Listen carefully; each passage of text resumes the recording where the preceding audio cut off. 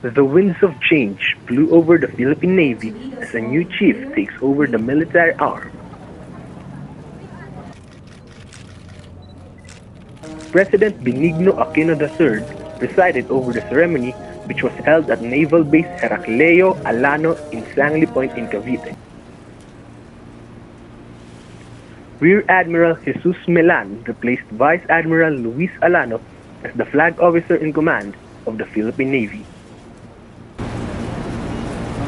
We shall now witness the handing over of command standard to the presiding officer by Vice Admiral Alano, symbolizing the relinquishment of his duties and responsibilities to the incoming flag officer in command.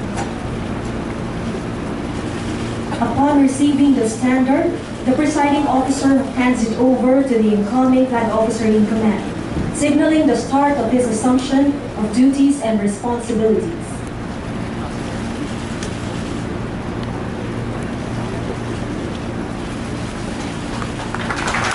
Ladies and gentlemen, a rite of passage has just been concluded.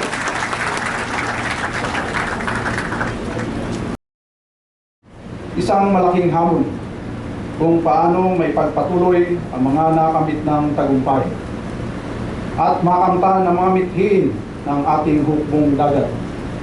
Karangalan at hamon na aking buong pusong tinatanggap. Isang pagtitiwala na aking susuklian ng malugod ng buong husay at katapatan. Aquino said that the two leaders are the embodiment of the Navy, who are men who look at the big picture, quick, and knows the implications of his actions.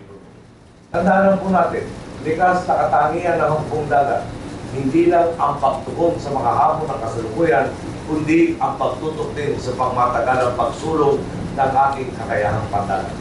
Tiwala po tayo, may pagpapatuloy ni Rear Admiral Jesus Melan ang tuwid na pamamahala sa inyong hukbo. Tangan niya ang karasang hinubog ng mahigit 35 taon sa serbisyo mula sa pagiging Surface Warfare Officer, sa Navy pilot, hanggang sa kanyang huling tungkulin bilang Commander of Naval Forces ng Western Mindanao. Mapatubig nga po o mapahimbaw-pawid na ipamalas ni Rear Admiral Melan ang kanyang pambihusay bilang kawal at bilang pinuno. Kay Rear Admiral Melan, naway ilan mo ang iyong buong tulong at kakayahan upang higit na mabigyan lakas at kumpiyansa ang hukbong dagat ng Pilipinas. Bong Lozada, Inquirer.net.